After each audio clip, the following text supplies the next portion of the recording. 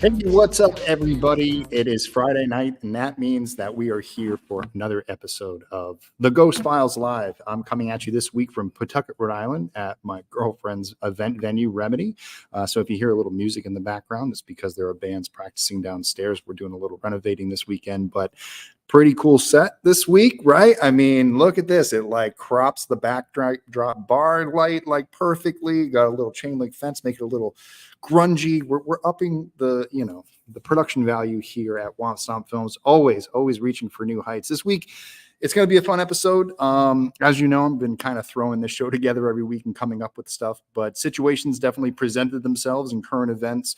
There's been a lot of arguments and debuts of things this week. And I was looking for somebody to talk about all this week because it is a tough it's a tough world out there on social media. Everyone's kind of out there getting their throats arguing about artificial intelligence and different films that are coming out.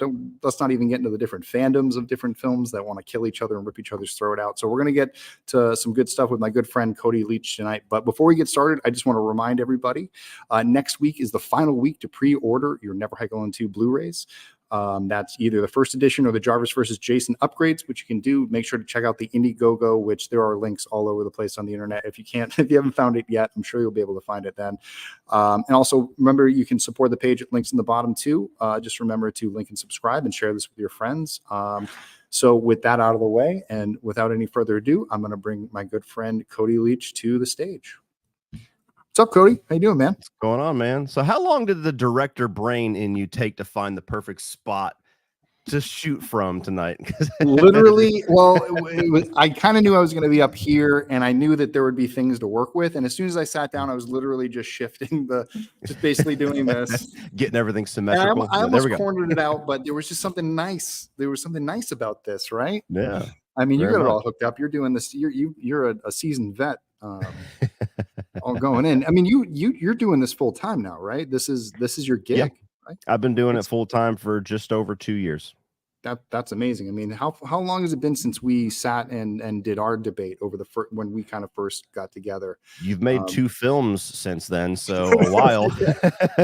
yeah. So since before wow, that was probably like 2018, 2019. But it's been good, and it's been good to see your channel growing. I mean, you're up over like 140,000 subs and climbing.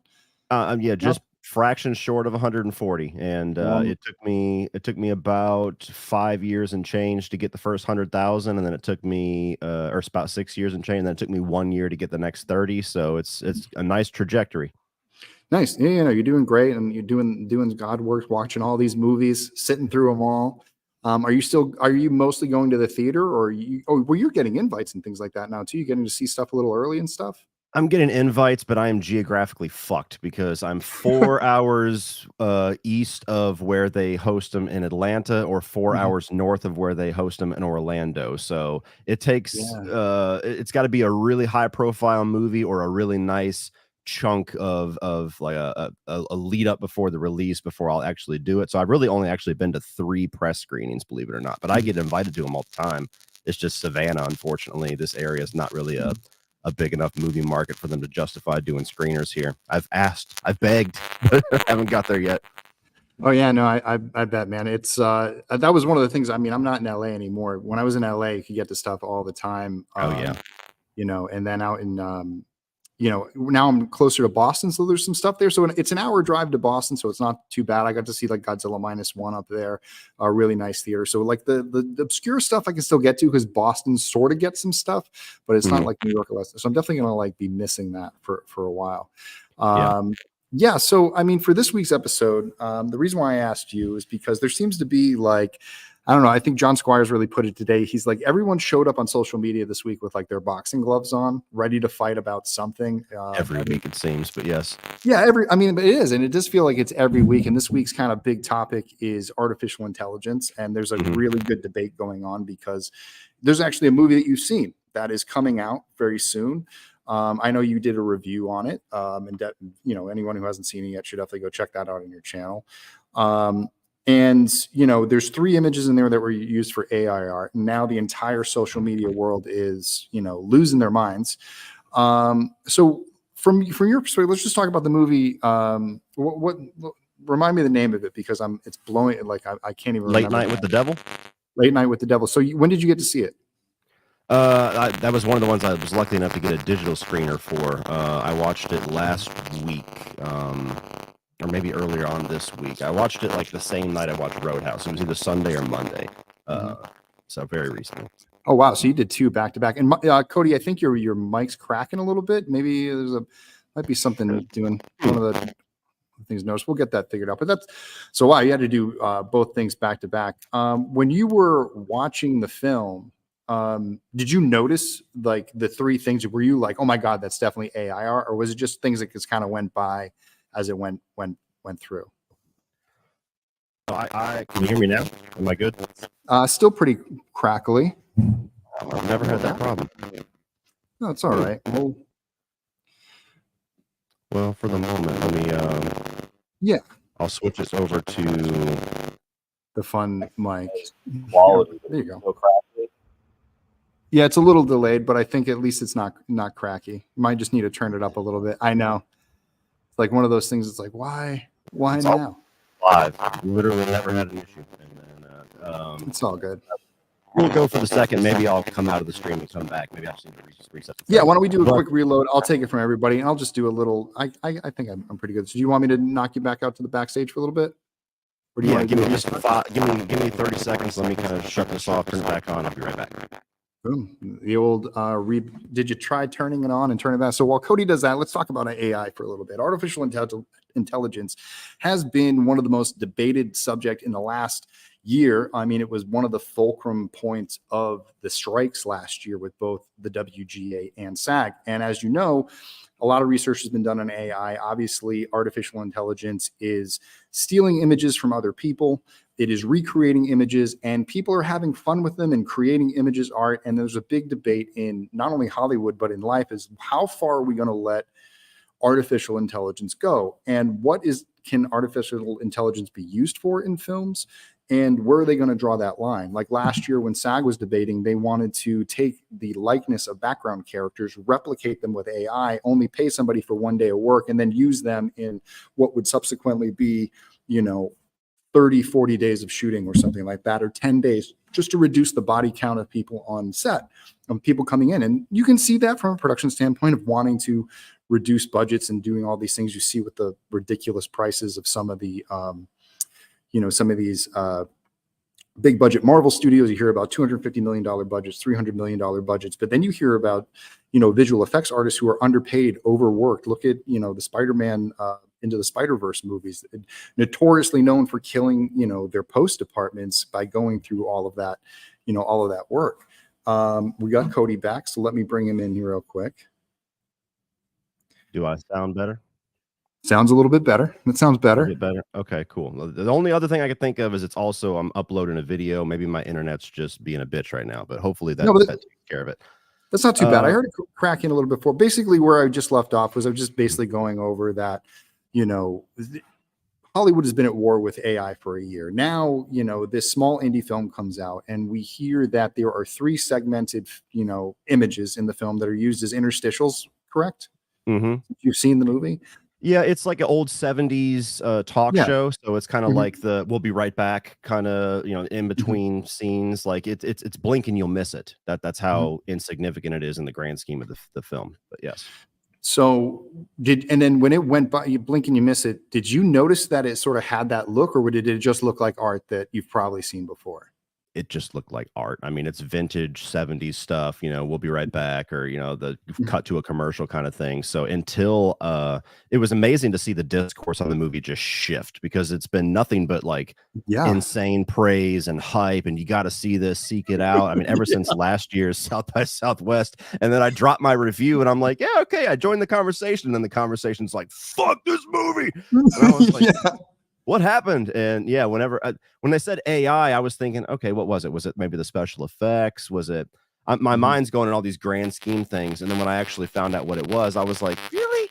Like, okay, we don't want to set a precedent, cool, but like, really? That's you could literally turn to like grab a bite of popcorn and miss it. So it's just seconds in the whole movie.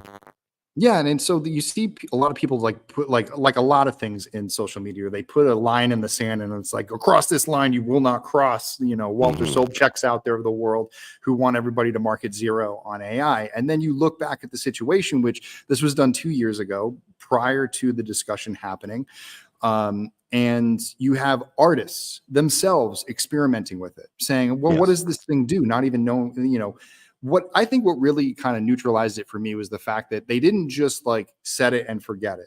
They got something down and then they had to work with it, which is always my view on artificial intelligence, is that like it's not going to give you anything perfect. You're going to have to work with whatever it gives you back there. Oh yeah. And I guess it would be up to, the artist, depending on, maybe it can read his own style, their own style of art type of thing. Like, but when you get to the point where we know, but it's funny because this little film has now had to take on the siege of what many people think studios are going to do with it, which is just replace people. Like, I mean, look at DreamWorks. DreamWorks did release or is releasing about like half or more of its workforce after, probably, employing half of like a majority of people in Los Angeles for a long time, and all of a sudden that's going to shift down because they don't know, because of the uncertainty of like what's going on in theater and what they're going to do with AI and how it's going to infiltrate, because it's been sort of like the dark word passed around Hollywood, which has a lot of people spooked. And I think that's why you're seeing people jump out of their shells to be like, no, you have to draw a line, because if they take it's like, again, the slippery slope. If you do if this is allowed, well, what this is allowed. But it feels like new rules and new understandings have been put into place since, this film has been made. So to make this film bear the weight of this argument seems pretty short-sighted by a lot of people. Yeah, I mean, it's a weird thing. I've been talking to a couple different people about this, and there's ideologies on both sides that I think make sense. And like most things, the sensible middle is where we should find ourselves. So I get the whole thing about not wanting to set a precedent to where it's like, okay, you only did it a little bit, and then you do it a little bit more. Okay, you only did a little bit more, and then all of a sudden now a whole script is written by AI, or now all of a sudden all the CGI is by AI, or the background's all AI. Like, I get all of that, but when you just said this is a movie that was in the can 2 years ago, it's an independent, low-budget picture. There was the actual artists using it. It wasn't like they didn't hire artists and use this as a supplement to that.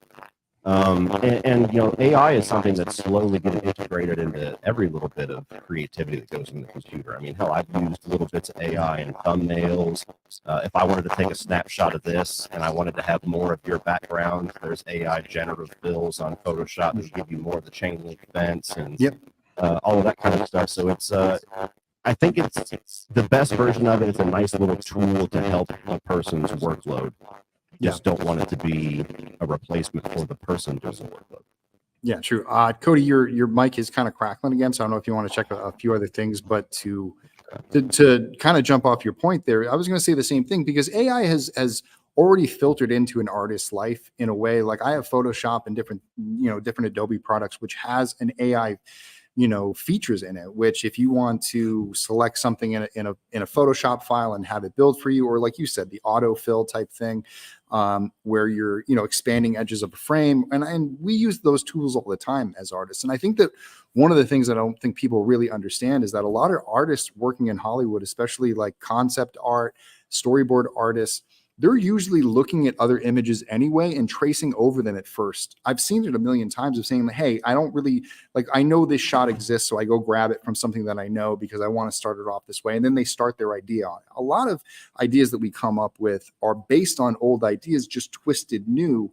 It seems that what AI has done is sort of streamlined an artist's workflow if they know how to use it correctly, not supplement and replace an artist, but an artist who's like, instead of having to go and research certain things and like build a list of stuff, AI seems to be a tool that allows you to find things faster, generate things quicker, and then off of that work and go. It just comes down to the sense of like, are you using it as it is, or are you going to take it, stealing it, or is it, I need something that's in this type of framing so I can use it as reference. You know what I mean? Like creating your reference so you can create what you want to create is like, and that's how we work as artists a lot. We create sort of dummy references built on other things and then work on top of that framework to paint our own sort of version of it with our style, if that makes sense.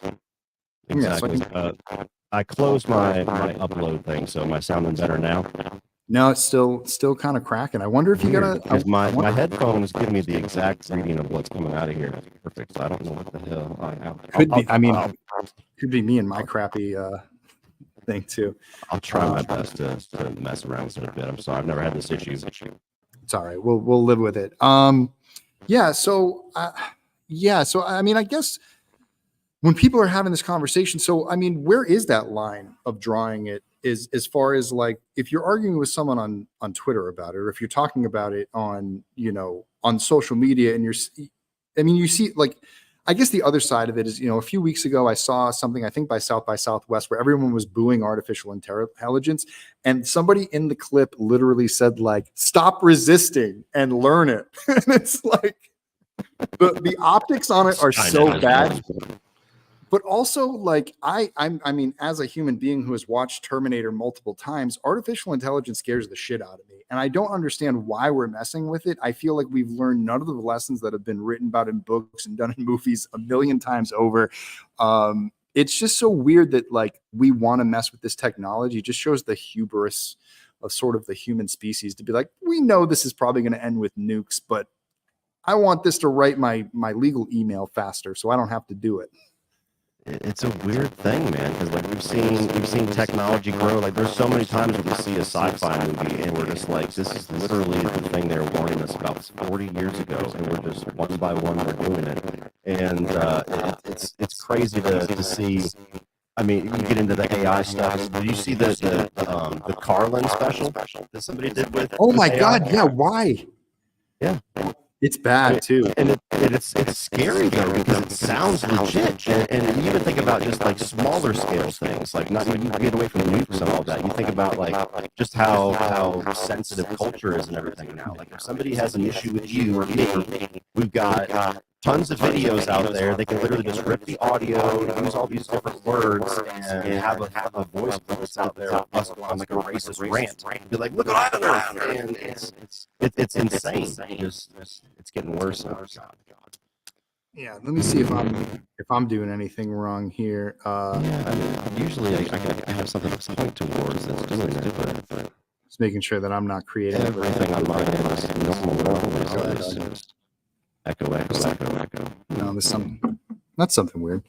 Yeah, I get what you're saying there too. It's like, I mean, especially with like, someone like you has a channel who somebody could download all of your videos and basically get a perfect, reflection of you. We're having people will start texting you, and we already see a lot of that stuff sort of picking up in different places. As far as the way that, telemarketers call you, the way that we watch, you can sort of tell when there are accounts online that are artificial intelligence that are automatically replying to things. They say things in such a weird, like, the one thing about artificial intelligence is incredibly friendly. It is like, have you messed around with it at all? I have not used anything as far. Is it good now? You sound great. Yeah, you sound good. Okay, all I did was go from port 1 to port 2. So there we go. We go. Something so simple. Yeah, so I haven't used it as far as like Chat GPT or things like that. I've only used it as far as like picture generative fills. There's a little features that you can use that I haven't really played around with too much in video editing, where you can use AI to blend audio together. Where if you're going from one track to another track, it'll actually find the music note sections that will most easily transition. And there's these cool little tiny things there. But that's as far as I've gone. I really am scared to go down the route of going to Chat GPT and AI bots and everything. I've already seen a lot of people. They're like, this is how you're gonna have to succeed in YouTube, because they're gonna come up with all your titles and your tags. And at that point, you're removing so much of my element to it that I would rather just fail at getting the best title than to have a machine do everything for me. Like, I just don't want to even step down that road. At that point, are you succeeding, or is Chat GPT kicking ass on YouTube? So it's just it's a weird thing that I've resisted using it as much as I can until it becomes unavoidable, if it ever does. That's pretty high. There is a little bit of crackle coming back, so maybe we'll try switching back and forth the ports. But let's see what happens with a little bit. But that wasn't as bad. But it was good for most of it. And then right at the tail end, it kind of did it like just right at the end. But no, like you were saying, like I was definitely very hesitant to it. I didn't know how to treat it. And then one day I just, logged into ChatGPT and I started treating it like an internet browser where if I when I sit down to write, a lot of the times I have questions or there's something that I need to research, you know what I mean? Like what is, what is this town like? Or what is this topography like? Or like, what's this? And I would go to, Chrome or something, just throw it in the search bar, search Google, and then I get a bunch of paid ads that don't give me shit. It just, gives me a service to go figure out the answer that I want. And then I look at the free answers below, which are all kind of like mixed and match. And when I just went into like a chatbot, I was like, hey, what is this? I got a nice little write-up of what it was. And it gave me the answers that I needed. And it felt like an assistant, like someone who, almost like, if you were Master Chief and you had Cortana and you're like, Cortana, what is the, the weight of this, thing? And it just tells you versus like, wait, I got to go back to like that math class and figure this out. It was sort of like one of those things where it helped me sort of stay in the moment for what I was doing as a writer. I wasn't sitting there being like, give me a story about this, this, and this, and just do it all the work for me. It was, okay, now I'm stalled. I need an answer. I need to ask somebody this answer. Let me just ask this, this bot. And it told me. And I was like, all right, cool. And so that's how I've created sort of like, I almost feel like I have a little relationship with it now, like where I sit down to write and I pop it open and I'm writing and, I want to, if I want, to go to a thesaurus, I say, hey, give me, 10 words for this type of thing. I want to stop using this descriptive word. It lists it out for me faster than I could going through Internet Explorer or dictionary.com or something else that like is just, websites are still designed like they still dial up in some places. Like some parts of the internet haven't caught up. And this just seems to be a direct, like get all like the ad space out of the way. Let me just get directly to the answer, which is I've found really, really helpful. Now, does that mean that I'm an AI user and I'm cheating, or is it just that I'm using the tool to help me do what I want to do? Because I don't think there are people obviously who want to take advantage of stuff and do that. But I think artists who are out there know what they're doing with it. Will find ways to use it in a way that will help them just be that more efficient with getting scripts done and other things done like that. Yeah. Yeah. No, it like I said, it's something that I think it's going to be used best as a supplementary tool to try to take off just some of the workload or try to maximize efficiency here and there. It's just, I think people are afraid, rightfully so, of just the maximum level of what that's going to be. But yeah, I mean, we have, we got Alexa, we got Siri, we got all kinds of things that we use all day long. It's like to check the weather, to adjust our thermostats without having to get off the couch, to, remind us of things. So this is just kind of, it's slowly been that, and it's always kind of the age-old joke too, where you think back to things like before we had GPS, before we had Siri and all that, and how we used to live, and you look at what our kids are going through, where they live in this world where that's never not been available. You're like, if you're ever out somewhere, like, you fuckers are lost. Do you even know what to do? Do you even know how to find true north and all that crazy stuff? So it's a crazy world where technology has been a blessing and kind of a curse in equal amount. No, yeah, definitely. And I don't know. I mean, I think where I've really seen the issues with it is like, you were kind of working on your stuff before, but have you seen it sort of pop up in social media? Have you seen the accounts that like are definitely AI, like responding to things? And like, it's like, that's what scares me. Like, it scares me of the fact that like, there's all these little things running around interacting, which means that at some point people could program it to push narratives, which is going to be like, I bet you during election season, that's where we're going to see some real issues with AI, never mind with like films and stuff like that. But I mean, maybe we should really, really pull it back to the film world. I think in the film world, like going forward as a critic, if you know that there was a movie that was completely made with AI, are you going to watch it? And do you feel like it is almost your duty to go out and watch it? Do you feel like, does that make you a supporter of it? Or is it something for you to sort of look at it and then make a decision for yourself? How do you I switched mics, so tell me if this is any better or worse. That is great. That's great for now. Okay. I'm just going to have to keep switching shit the whole time. Yeah, just keep running away from the surge. Exactly. It's AI. Yeah, exactly. They're trying to stop the conversation. It's one of those weird things, man, because like there's absolutely like a curiosity there as far as, do you want to see what an AI horror script is? Do you want to see what a computer could do? Like, there's a curiosity there. And that would be a hell of a firestorm for social media, like the first movie written all by AI. Imagine just the Twitter headlines with that one. There'd be a curiosity there, but the whole thing, I feel like the entire purpose of criticism is kind of like removed at that point.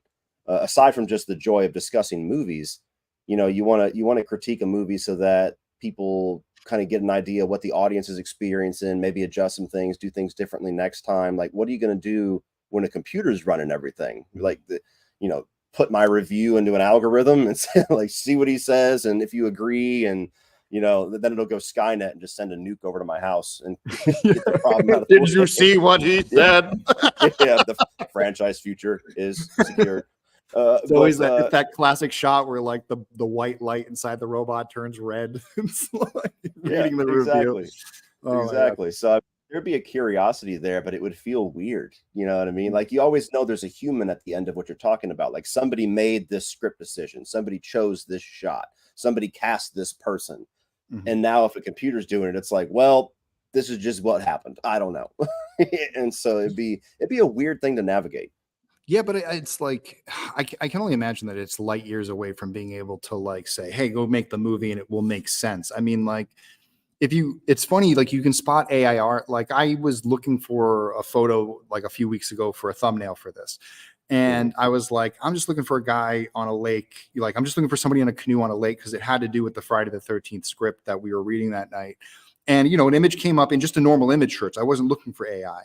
And I used it, and I wasn't really paying attention because I was just kind of throwing it together. And it was James who was like, did you use AI art? And I was like, no, I didn't. I don't think so. I just downloaded it off the internet. And he's like, well, that guy has 2 oars. And like, when you look back, the paddle had like 2 oars and it looked all weird. And there's another one. And then I look, I was like, oh wait, there's another one shooting out the bow of the ship too. So like, AI is sort of, it's not there yet. It's not going to replace anybody's there. And do we think that like one day, if we even have theaters in the future, that, if given the option, that people of the future are going to say like, I want more AI movies versus Dennis Villanueva coming up and making another movie, or, any of, these other filmmakers, like, people are still going to want, that stuff. It's going to be, the studio level is what's going to change. I don't think independent so much is going to change too much. I mean, I think indie people will create things, and that will probably be where it's interesting. But I think what people are most afraid of is the big level top jobs, or like, they're so greedy there that they're just going to try to replace it and see what happens. And unfortunately, there's sort of this population that doesn't give a shit. It just consumes media no matter what it is. And so if it's AI, they don't care. And so that they're the people I'm more afraid of, because they're just so apathetic to it. I was having a back and forth with somebody on that today on the post regarding this live stream, and it was very much that. It was just like, well, who cares? People write shit movies all the time. Give the computers a chance. And I'm like, what did you just say? And so I'm with you on that one. I mean, it's funny enough, that uncanny valley. I'm curious on when it's going to get to the point where that weirdness that comes with AI is suddenly going to dissipate. Because it was about a year ago, I was going to do a sponsorship with an app where you can type in something and it creates thumbnails for you and creates things. And I was like, okay, I'll try it. And I'm not exaggerating when I said I tried 200 times to get something to look good. And it was always like 9 fingers, or, it'd be Batman with three ears. And I'm just like, no, man, like, I can't do this. I'm sorry. Like, it's so, that would be weird to see how the movie would be like out of focus in one frame, like off to the corner, or it'd be like catty cornered, like a Dutch angle with black lines. Like, there'd be some weird stuff. But yeah, it's I don't know. There's a curiosity there, but I just, like you, I don't want to live in a world where that's just the human element, even from the audience, is so removed, where it's just like, I don't give a shit if a computer made this and people lost their jobs. If it's cool, whatever. And that's how everything has been. Yeah. On Late Night with the Devil, where they're just like, nope, first cent of it, we're fucking stopping it right here, and you're going to hear this message. And that's kind of the energy it feels like. Yeah, and it's gonna circulate into all all jobs and all parts of life. So everyone, I think, is probably nervous to a certain degree. Like, I know for a fact that the production pipeline, as far as the type of paperwork and budgets and schedules and things like that, running things through an AI generator will definitely, like, I've sat there and I've scheduled out 5 years worth of movies for a studio before. I know how much work goes into that. If I had AI at my disposal to say, like, well, here are the numbers that like are going to repeat themselves over and over again. So if you can just build this for me, go ahead, and I'll go in and double check the numbers. I probably could have done like 5 more passes on it and made it even, rounded it out even more. So I can see where it's going to help in some degree. And then you're going to say like, well, I don't need, 5 coordinators to help me anymore. I only need 2. And now those jobs are going to whittle down. But, when that happens, especially when big companies like DreamWorks break up or release they release a lot of talent into the world. And there are a few people amongst those talented people that usually go on to create something new. And you may see a stronger rise of independence sort of rising up and using these tools to sort of do the things. And because it took so much manpower and computer power to do everything that studios used to do, it's now starting to trickle down into like the independent world. And, there are arguments to be made that like AI could help people with certain things, certain, hard digital effect shots and things like that you used to have to hire people to do. I can tell you one thing that, like, again, like you said, using AI stuff isn't as easy as typing it in. Like, you have to wrestle it into and that's all I've heard. Like, all my friends who are artists who have worked with it have been like, it is like hard to work with. It's not just like simple to create. It's not, so I think that there's definitely like a fear that's like way too much of it right now, because it's definitely still, it's like, remember when they used to do the Boston Dynamics, like videos, and they used to hit that thing and it used to fall over and not get up? Like, that's where we're at. I'm afraid of the time when it starts turning into that dog creature that can like jump off walls and do backflips. Like, that's where we're going to be in trouble. Yeah. As soon the smarter it gets, you always see it in all the sci-fi movies. It's like, it's dumb, and then all of a sudden it's a little smarter, and then all of a sudden it's like real fucking smart one day and it's over. It goes like this. So whenever we get to that little curve point, and suddenly you can click and create a movie in 5 minutes, that's where shit's going to get wild. But when will that be? I don't know. The thing I really don't get are like the people who are like gleefully being like, take that, creatives. Now computers can do your job. And it's like, why would you want that?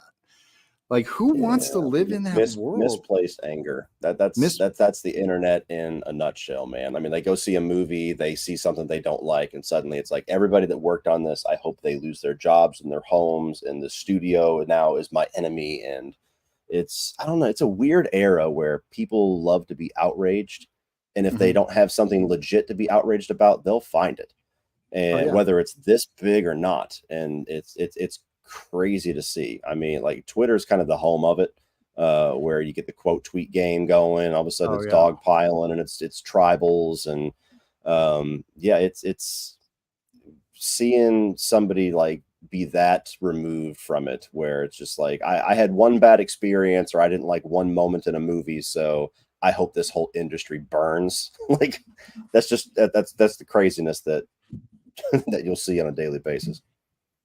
Yeah, no, I mean, it's definitely like it's right there. You know what I mean? Like, a lot of people, depending on what's going on with their day, the way they read something, the way somebody else reads something. I find often where I get in trouble a lot is I write something, I think about it in my tone of voice in a certain way, I'm going to say it, and then somebody else reads it in a completely different tone. They apply their like, I've tweeted about this multiple times. I'm like, just because you read it that way doesn't mean that's how I meant it. And I think that's like when John said that, like, people come to social media with their boxing gloves on. They're ready to throw down. They're ready to like kind of go that. And I think that, like, one thing that I get pushed back on a lot is, like, I'll have an opinion on something.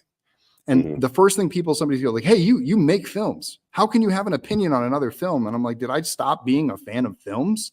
Like, I got to where I got because I passionately talked about films all the time. When I'm on set, we passionately talk about films.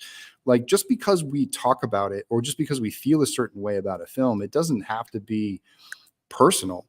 It's just sort of like, I want to express my opinion on this. Like, Why should I get my card taken away from me because I've made a film?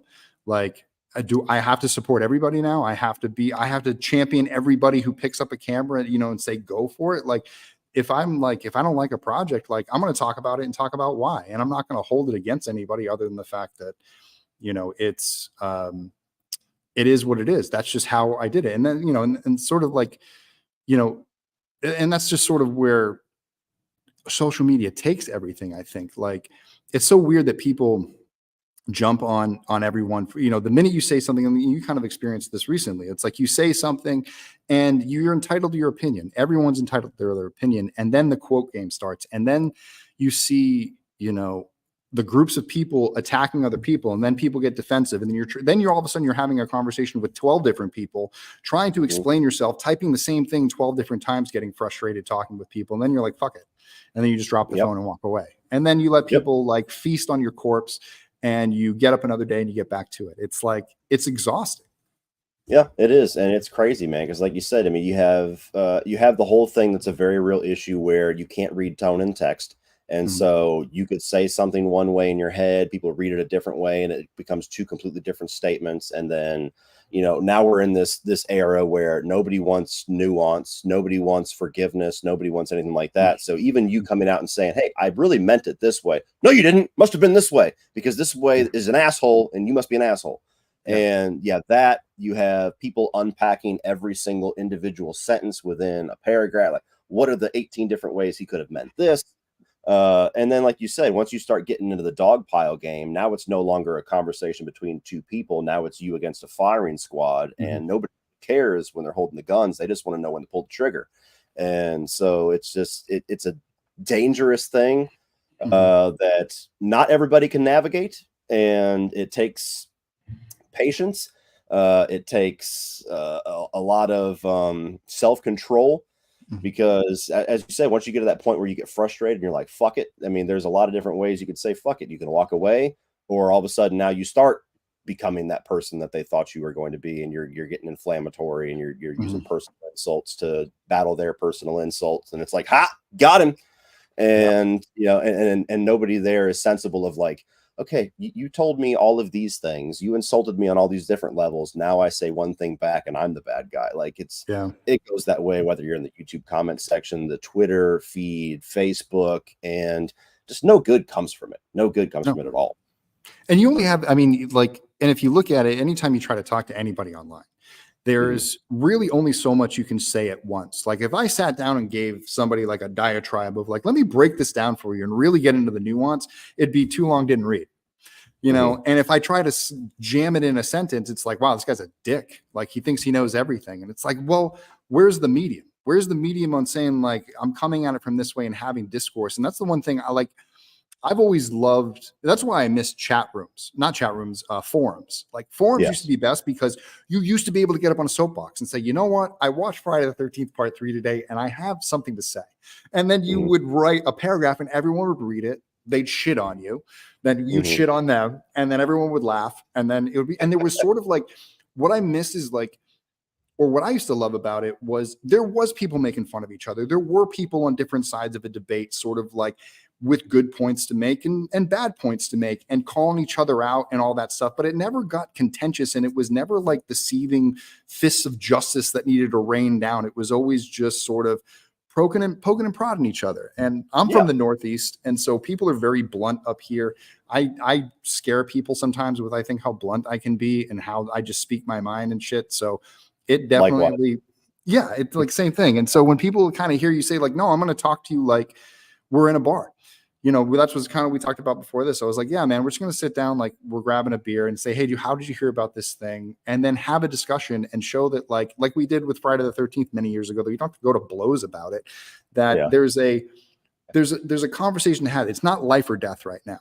And especially over, 3 panels of AI art in a, independent film that was produced 2.5 years ago before this argument even started, before, Hollywood collapsed underneath strikes and we're all just waiting to get our jobs back, and arguing over this subject specifically. It just seems so misplaced for people to do that. And then also just like ruin their day. you're basically ruining your day arguing all day. And everybody's guilty of it. Everybody gets into something, to argue about. And then all of a sudden they're in a pissed off mood and it carries over into everything. You know what I mean? And so I think that how do you, do you have like a technique that is sort of like, okay, I understand where this is going. I need to execute this and get out of this situation and just call it a day? On the YouTube comment side, it's just easy not to look at the comments. Like if you get somebody going, it's whatever. You say your piece, you move on. And it's very easy for me to just move on. And until I literally force myself to go back and find that comment and see what new comments there are, like there's a lot of steps you have to go back through to enter back into that fighting ring. On Twitter, it's a little harder because, like you said, the quote tweet game and things like that. I mean, you could have an argument with one person and it's just you and him notifying each other back and forth. And then as soon as the wrong person quote tweets it and it goes, off to some section of Twitter, then all of a sudden you're getting notified of everything under the sun. And I've been fortunate enough to where it's all usually just stupid shit that's really easy just to walk away from. You're being a sensible person, maybe they are not or whatever, but the only times that it's gotten bad is if like somebody like gets real ultra personal with it, and all of a sudden it's like, okay, now they're like targeting you and they're going in all these different places. It's like I had a dude like when Scream 6 was leaked, the ending of the movie was leaked online. And I basically made a statement, was like, whoever leaked this should be prosecuted. Like, this is copyright. Like, they literally ruined the movie and are going to maybe cost box office dollars. And somebody got so offended that I said that they literally went through and tried to find like proof that I'm like a racist homophobe. And so I woke up a bunch of messages like, hey, this guy's posting stuff. And I'm like, oh, then you can't really walk away, because then you have to figure out what's being said and how to combat there's that. There's also sort of like that, like whatever news hits first bias, like all of a sudden that is the truth. Like the first thing to hit the airwaves is the truth. And, and you have a bunch of people who will hit it hard and push it, and it's definitely, it's concerning to that degree, especially like when you become sort of the focus of it. I think when I've seen certain things go off the rails, it's tough because you get a lot of notifications on your phone. All of a sudden you have 14 notifications. You're trying to figure out who's commenting where, but the threads are all going in different directions. They're not all in the same place. The way that social media is like kind of built right now, it's hard to get it to open up. And then hell, if you're on your phone and you have 12 different messages you have to reply to, and you want to be more nuanced and you want to have a level-headed conversation, but people sort of like bait it out of you. And all of a sudden you're frustrated because, you're trying to type, and what's happening? You're trying to type with big thumbs on a little phone. And so you're misspelling everything. And then you're trying to get in to like fix the one thing. And you're so pissed off at just trying to type it that by the time you get it out, you do sound like a dick. And it's like, how are we expected to have like normal human discourse this way? It sucks. It's like, we should have to bring each other up on the screen and be like, what'd you say to me? And then all of a sudden you see a person in front of you, you're like, oh, I can't just like yell at my computer screen. I have to look somebody in the face and say, here's my opinion. And then someone come back and be like, well, here's why you're wrong, or here's a different perspective. And I always find that's why I love to argue with people, because it's within the arguments in which I find new perspective. Because I defend, that's everything that we're doing. We're defending our view of life, how we interpret life, how we interpret a film, how we interpret just anything in life. We're sort of, when we say something, it's our truth. It's what we believe to be true. And then someone challenges your truth. You don't want to say like, have I spent all these years of my life being wrong about something and feeling like a fucking idiot? No, I want to be right. It's a natural human reaction for people. And it's a natural human reaction for people to get angry too. So I get it. And so I sort of like, I've gotten pissed off on social media. I've seen friends get pissed off on social media. And when it happens, you just sort of like, oh, fuck, like, here we go. But it's sort of become like a normal thing in life now. For a lot of different people, especially if you have to have a life online, because eventually the comments are going to get to you. Eventually somebody's going to say something that's going to get under your skin that day. And, more and more, I think with me, I've tried to just be like, if I don't like where the conversation is going, and I feel like this is somebody who loves pulling conversations in that direction, I just delete and block. I'm just like, I'm done. Like, same. There's a feature on YouTube called hide user from channel, and it's a godsend. They can still watch all your shit. They could still give you all of the the interaction and all the watch time and everything, but when they try to comment, it just goes out into the ether and you never even see it. Nobody sees it, and they don't even realize half the time, and it's Nice. wonderful. And yeah, I'm the same way. I there's always a bit of naivety on my part, and even I got a buddy of mine, Sean, that does the same thing. We always kind of bond over this. We're like, sometimes you feel like, I can change this person's mind. This is worth my time and energy. And then you sit there and you go back and forth. And then, like you said, you get to a point where it's just like, okay, there's no conversation to be had here. It's just they're trying to pull the conversation to this direction. And until it gets to that direction, nothing what I say, no nuance, no anything matters. It's just like, let's just keep going. Let's fight. And when it gets to that, done. And you ain't got to worry about it anymore. And, Twitter's the same way. And it's definitely something that I've had to learn what not to spend my energy on. I'm a pretty thick-skinned guy, and I don't get like a ton of hate. It's certainly it's the vast majority of it's positive, but the negative stuff is louder in your mind. You'll pass by 100 comments telling you you're doing a great job, and you find one that says you're a fucking idiot, you should never work again. You're just like, oh, and then that one gets your focus for the second. Like, what did I do wrong with you? It's like, yeah. damn it. Like, how did I not get you? It's like, exactly. And then you look at their like page and you're like, oh, that's why. Yeah. No, I totally get that. And it's the same thing. I think any creative or anybody who creates anything, they obviously want people to like it. It's actually going to be a good segue into our next kind of subject in a way.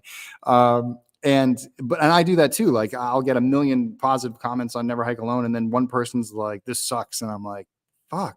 But I feel bad because I wanted them to have a good time. Like, I was like, oh, I wanted you to enjoy that. I'm sorry you didn't enjoy it. Like, my bad. I feel bad I didn't make you happy. And like a lot of people, like, I think too, negativity, people are more willing to speak up. Like, I think people leave positive comments, but when something's negative, you see an extreme sort of everybody rushes to it. Like, yes, everybody was talking about Late Night with the Devil a couple of weeks ago, like you said, and like, it was a pretty positive conversation, and it was sort of in the middle of conversations of everything else. The minute it went negative, it shot right to the top of what everyone was talking about. The minute it goes to that side of it, it becomes the most popular topic, which is sort of the issue. And so that's sort of what happened to you recently, which you released the video today, right? Earlier today? Yesterday. Oh, yesterday. Was it last night? I think that's when I saw the thing come out. For anybody who didn't hear it, or just sort of like a small little recap, like, this is something that literally just happened to you. Can you explain sort of how a review took you into the world of something like this? Yeah, so last year in February, you had the Winnie the Pooh Blood and Honey come out. I doubt many people are not familiar with it, but a super low budget movie. It went viral whenever it was announced the year prior to that, and it was a Fathom event release, whatever. So I go and see the film. I release a review. I was very negative. I did not enjoy the movie at all. I was struggling to find one thing positive to say about it, honestly. So I released my review. I posted on Twitter, as I always do, with a little blurb kind of summarizing a few of my main points. And the Twitter account of the production company who made Winnie the Pooh found it, did not like it, took issue with it, went back and forth with me a little bit, and then it turned into that quote tweet game where I woke up the next day, I went to the gym, and one of my little blurbs was quote tweeted out to their following and a big chunk of the independent horror filmmaking world. And it's framed as like my thoughts on the film are these personal attacks on them as filmmakers, and I'm just like this idiot bully. And so this turned into this giant thing for a couple of weeks back in last year, where suddenly now I'm like public enemy number one for that corner of Twitter. And there was even a bunch of people on my side of it, or people that follow me, or even people that just saw it and didn't like the optics of it that were coming at them. And so big deal last year. Sprinkles of it throughout the next year to come, all the way through to about last week or so. And through a series of events, basically, I found out that the guy who's writing the sequel, Winnie the Pooh Blood and Honey 2, is the guy who wrote Summer of '84 from 2018, movie that I loved and gave a big review for it and been a big champion of it. And so me and him were cool and talked briefly. And he basically arranged me to talk with a couple of people involved with Blood and Honey, because they reached out and said they wanted to kind of apologize and mend fences. and wanted to kind of talk through everything. So I jumped on a call with them. I was a little hesitant at first. I kind of slept on it. I was like, I don't know what this is going to be. I don't know what's up here. And then we had a talk, and it was a surprisingly really good conversation. And it's one of those things we were just talking about, where it's so easy to just detach from the human element and just, you know, words attacking words, and you forget there's another person on the other side of it, and you don't really get face to face. And then coming face to face, all of a sudden you realize, wow, we got a lot of things in common. We like a lot of the same things. We're passionate people, and sometimes that passion just kind of brings out emotions. And so we talked through everything. Everything went great, and was able to put a bunch of bullshit behind us and move forward without it. Well, it's good. I mean, and so like, and that just goes to show you like the discourse of it. And it's like, it doesn't change your opinion about the film. It's just that now people sort of learn to operate in the space. And I mean, I even like, and I kind of saw like the arc of it this past like week or so, ever since they announced the Poohniverse. That's what it's called, right? The Poohniverse. Universe Monsters Assemble or something. Yeah. And that's kind of what sparked, I think, them wanting to finally put this behind us, because we were both on the same thread, where somebody that we know on Twitter, we follow, basically went in on it and was ranting on the existence of it and kind of how it gets all this coverage, and then posted a retraction a couple hours later. And I was like, don't retract it. And I gave kind of my brief, like, these are the people you're retracting it for. And I then again got into it with one of their producers, and I think at that point they were just like, okay, we gotta stop this. Like, this is not going to go anywhere good. And well, it's good that they recognize that. And I think, you know, that was sort of like, you know, that when I saw that writer was working on it, it kind of made me tilt my head. I was like, wait a second, like that's the same thing, because I'm a big fan of Summer '84.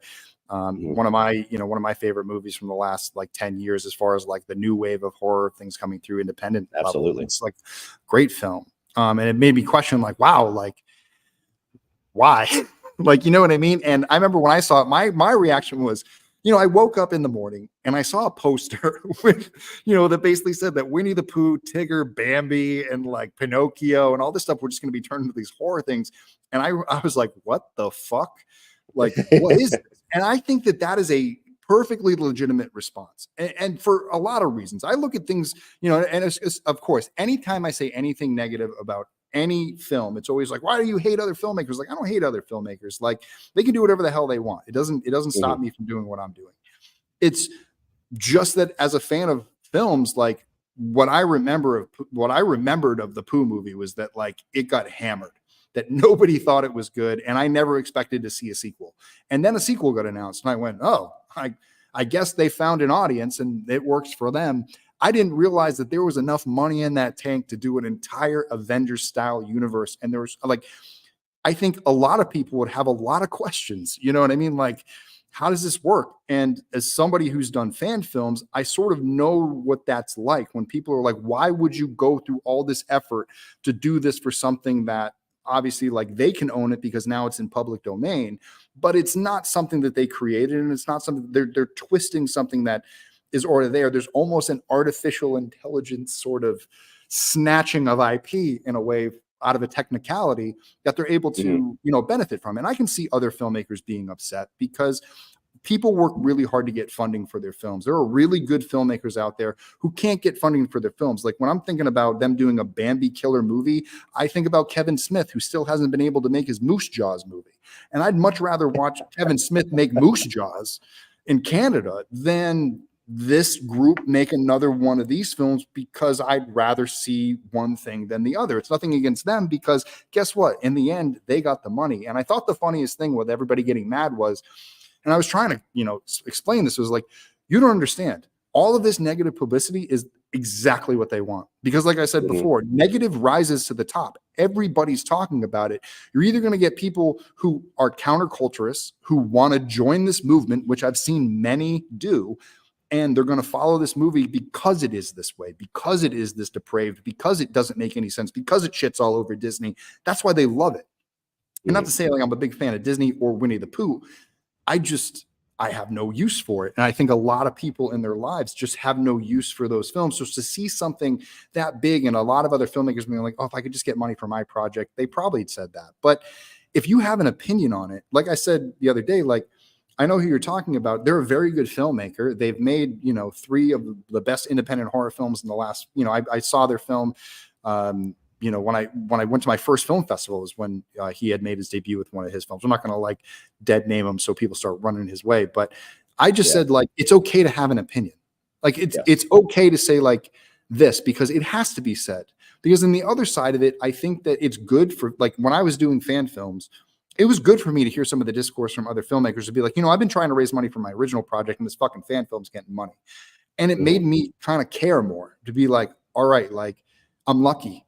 I need to make this worth it. I'm going to put the work in. I'm going to do that. And I think that, like, ultimately, like, and we talked about this the other day, what really confused me the most, I was like, they really want to sign themselves on to make this many of those movies? Because I think the hardest thing about making those movies is that it's going to come with negativity after negativity after negativity the more it's made. And I can't imagine working that hard on something for so long just to have people shit on it the minute it comes out and have it be mostly universal panned by other than a small group of people.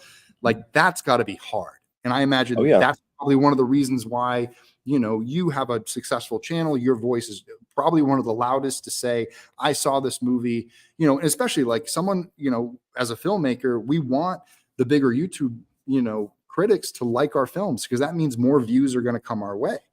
If you give a negative review, that means, maybe that's 10 more people that don't watch the movie. Maybe that's that much less money that the movie makes because they had an opinion and they shared it. And I just worked so hard on. I think that was one of the things they told you, like when we talked about it, was that, they worked really hard on it. It was a hard week of filming. They had to go through a lot. They didn't have a lot of money, but the audience doesn't care.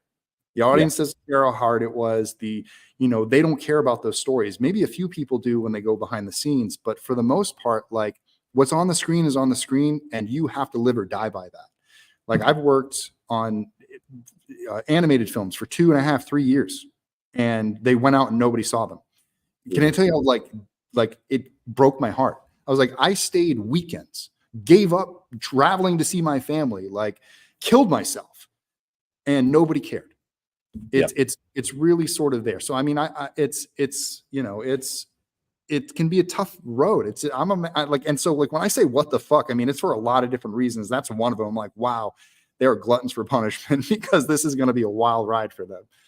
Yeah. I mean, it's an interesting thing to navigate because, like, now having met them, I mean, I have a little bit different perspective on them, and I genuinely hope they're going to do much better with the second film, and they maybe have a lot more actual creative ideas they're going to pour out into the rest of them. I mean, time will tell.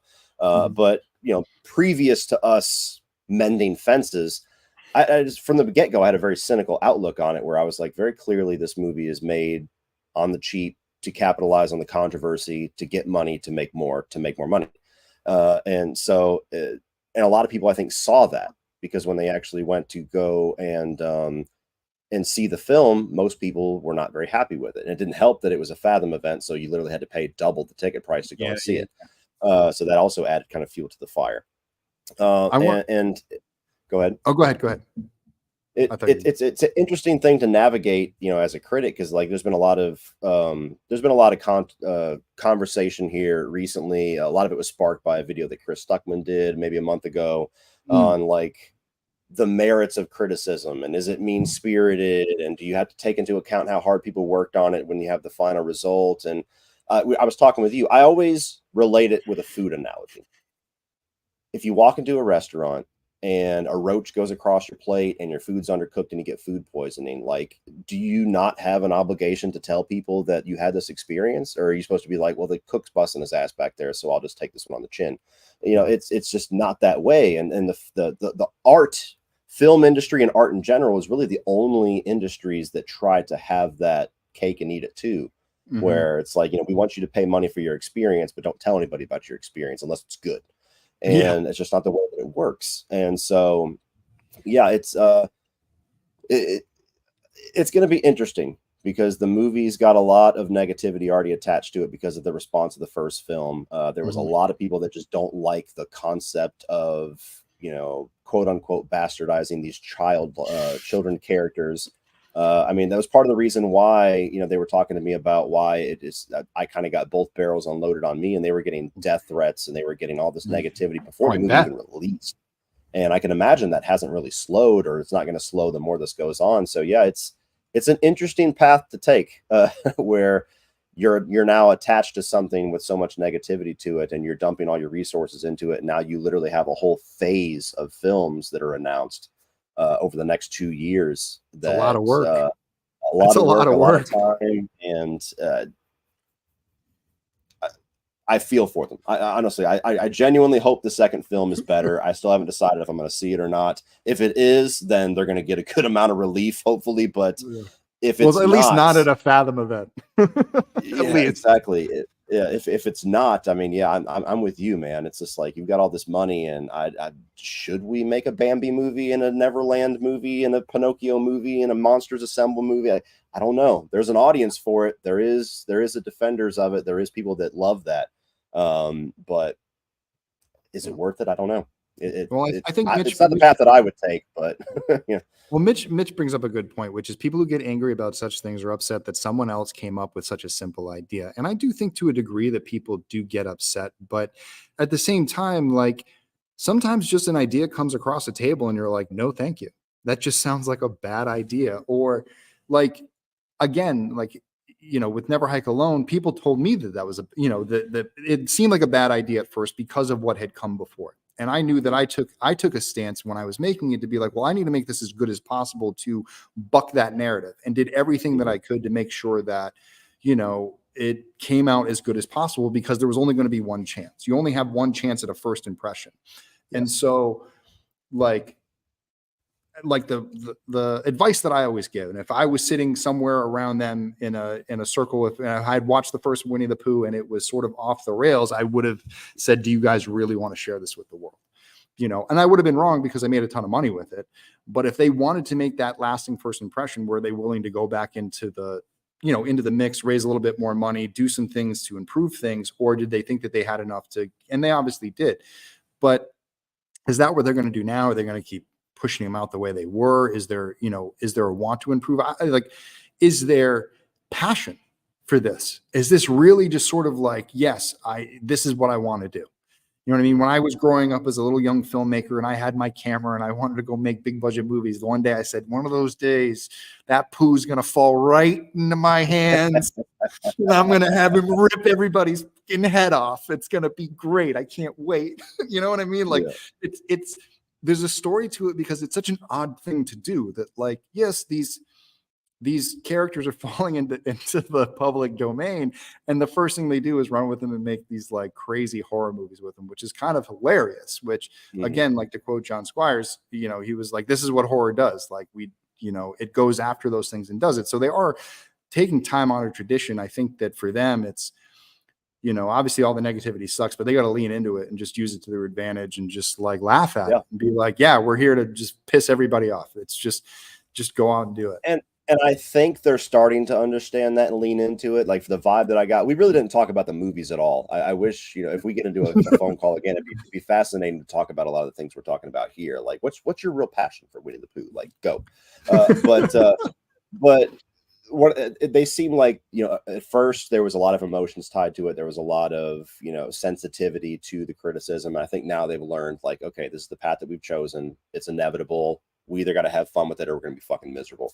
Because like there was a joke at one point where they were, after we were laughing and everything, they were like, hey, you want to get killed in the third film? And I was like, it's funny you say that, because somebody actually brought that up to me about maybe 5-6 months ago. They said, dude, would you be like so pissed off if you go in to see the second film and the opening is some YouTuber named Cody that just gets eviscerated in the opening? And I was like, no, I'd laugh my ass off. And that's exactly the attitude that they should take to this, and just roll with it and have fun with it. And there's a lot of potential for that. So yeah, I mean, that was one of the main issues I had with the first film, is it took itself so dead serious. And it's like, how do you have Winnie the Pooh as a killer and you're not laughing at yourself and like really leaning into that? So I'm hoping that's the direction we're going in the future with it. That's the way that I would go. Just to me, that has the most opportunity to just be like, we know this is ridiculous, but we're gonna fucking have fun with it, and hopefully you do too. Like, that's perfectly respectable of an approach to take. But yeah, it's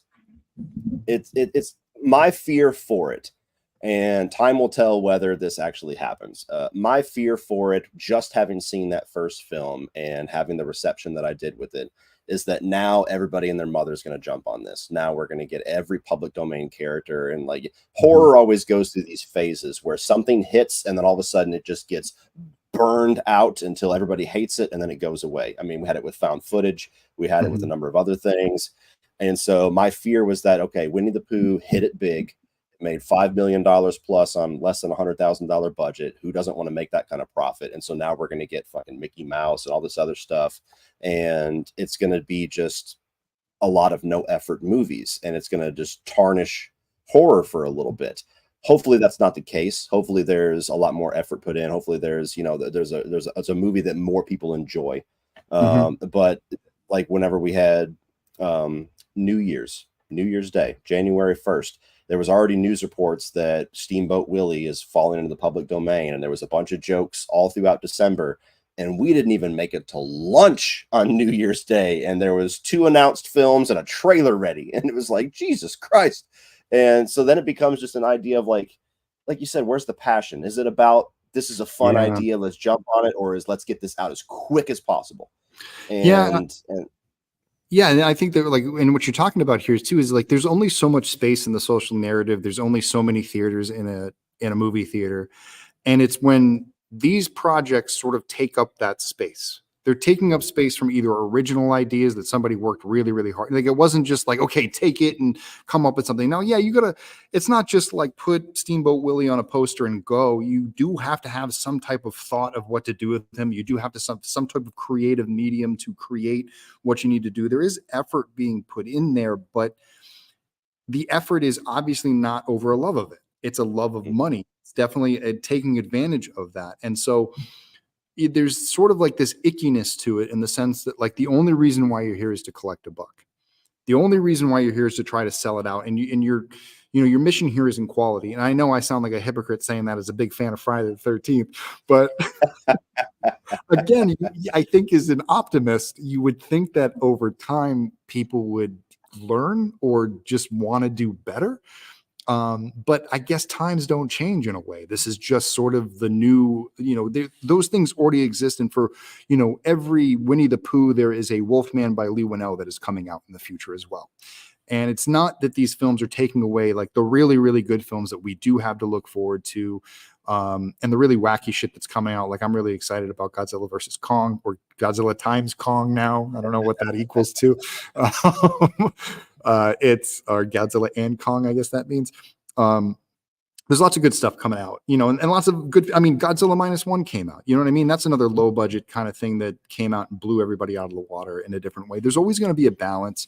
And again, like going back to the sort of like the original point between the AI and the way things are kind of rolling out on social media, that in the end, it's just nice that no matter what comes out and you want to debate about it, it's people just need to sort of have really need to work on having a discourse online on how to have conversations. And for anyone watching this, or for anyone who hates me, like this is how I normally talk. When I'm on Twitter, this is how I'm talking to people. Like it's as throwaway lines as this. I say different comments. I'm sure it's the same thing with you. Like people just need to learn to stop reading things in an angry voice. Yeah, exactly. If I put 16 exclamation points, that's your cue to get angry with the way you read it. Yeah. Once I start dropping like the middle fingers, then I'm actually really pissed.